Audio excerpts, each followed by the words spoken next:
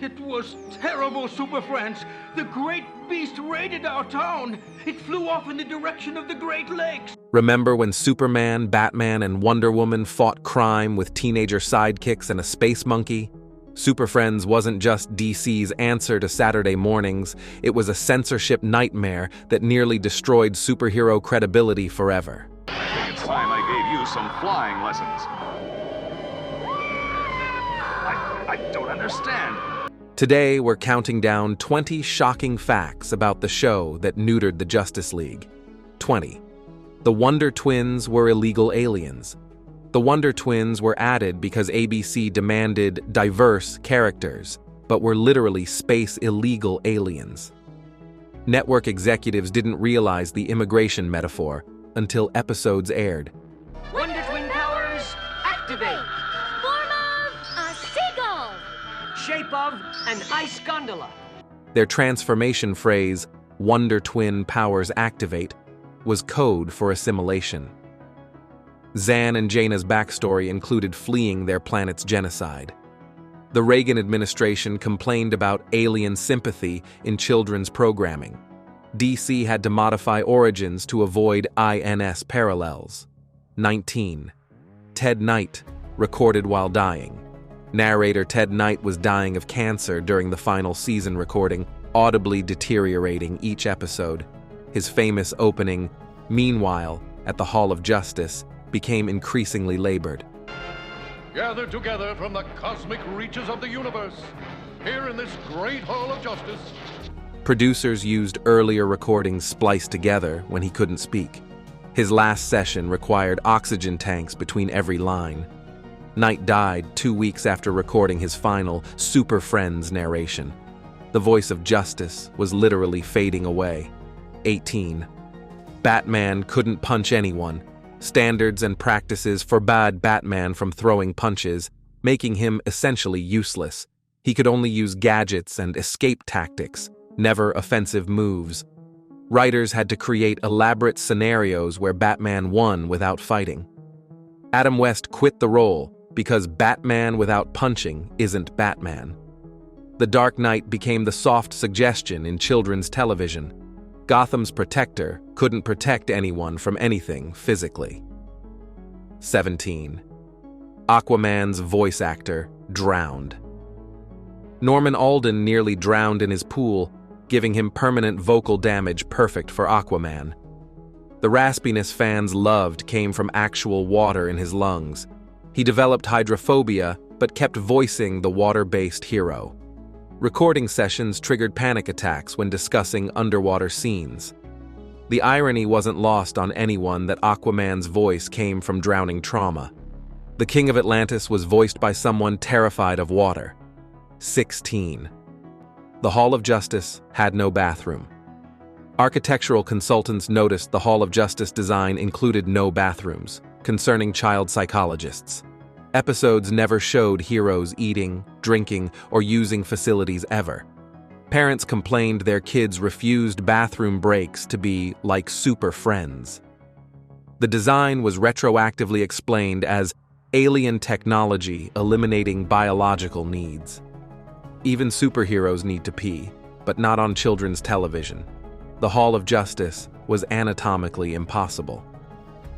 15. Wendy and Marvin were siblings, dating. Wendy and Marvin were written as siblings but animated with romantic chemistry nobody caught. Those three junior super friends, Wendy, Marvin, and Wonder Dog. Their character models were traced from teen romance comics, accidentally. Voice directors encouraged flirtatious delivery thinking they were teen partners. Several episodes show them holding hands and gazing romantically. The incest implications weren't noticed until reruns years later. ABC's teen diversity requirement accidentally created suggested incest. 14. Superman was weakened. Every episode. Writers had to invent new Superman weaknesses because he solved everything instantly. He developed allergies to colors, sounds, emotions, and days of the week. One episode made him weak to children's laughter specifically. By season 3, Superman had more weaknesses than powers listed. The world's strongest hero became the world's most fragile protagonist.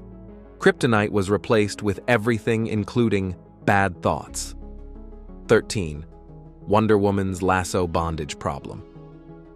Wonder Woman's lasso created constant bondage imagery that censors couldn't figure out how to fix. Every episode featured someone tied up with obvious BDSM positioning. Parent groups called it inappropriate rope play in formal complaints. My magic lasso will stop you. Animators were instructed to make lasso scenes less sexual, but didn't know how. The truth-telling rope became accidental fetish fuel for children. Paradise Island's ambassador taught kids about knots. 12. The monkey was supposed to talk. Gleek the Space Monkey was written with full dialogue, but executives thought talking monkeys were too unrealistic. In a show with aliens, magic, and Superman, the monkey was too far. Voice actor Michael Bell recorded 13 episodes of Gleek dialogue never used. The scripts make more sense with Gleek's cut explanations. A speaking monkey was where DC drew the realism line.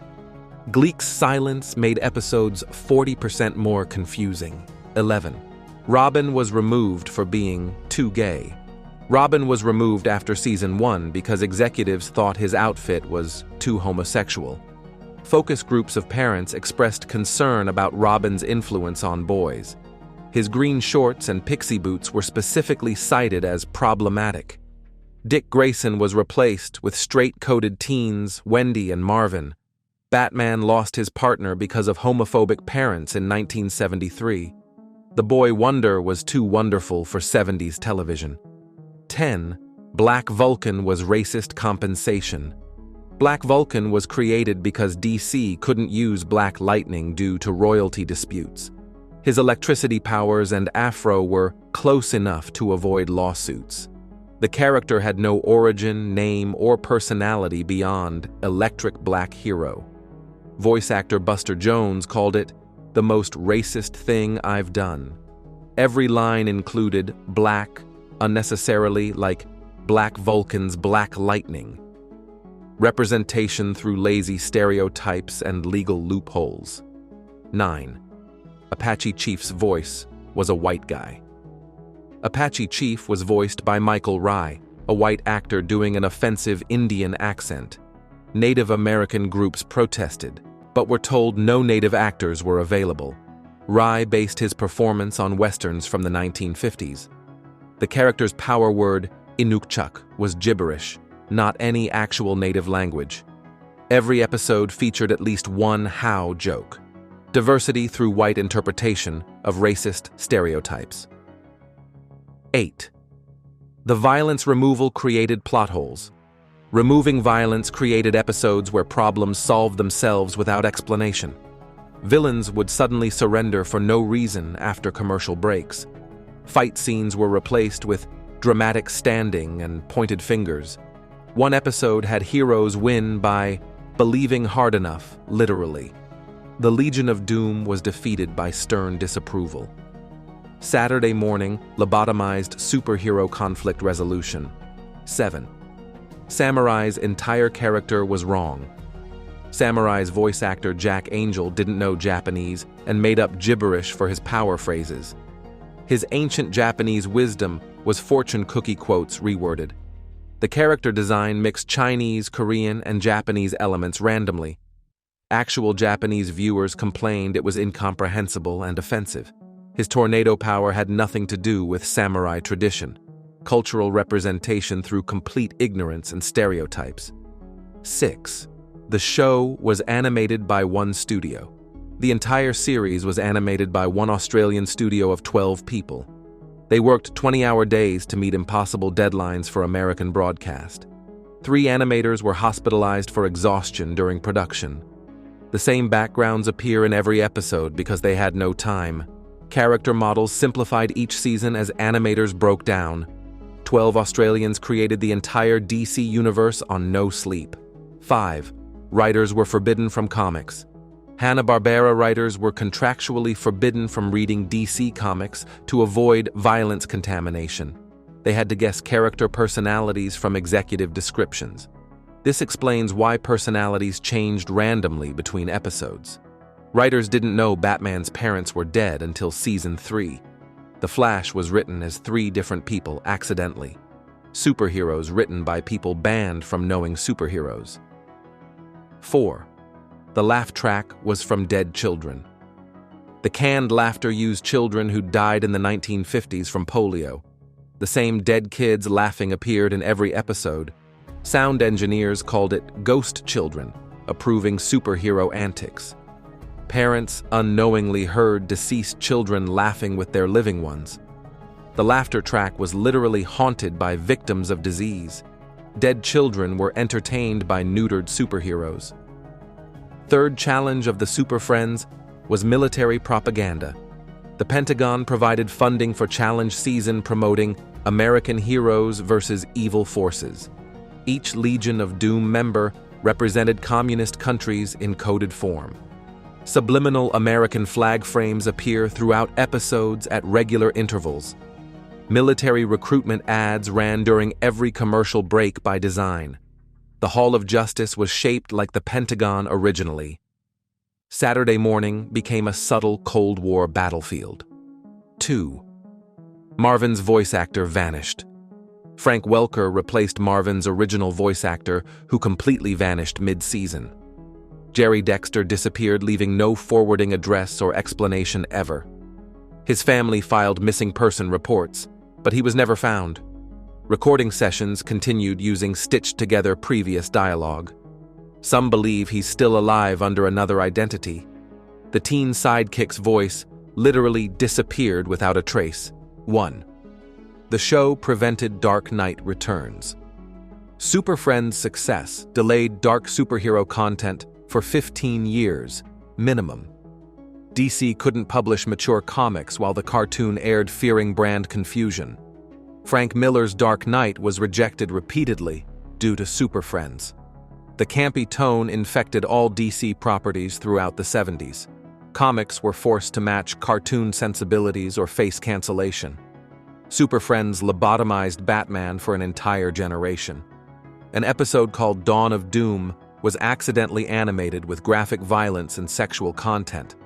Miscommunication with Australian animators created an R-rated bloodbath.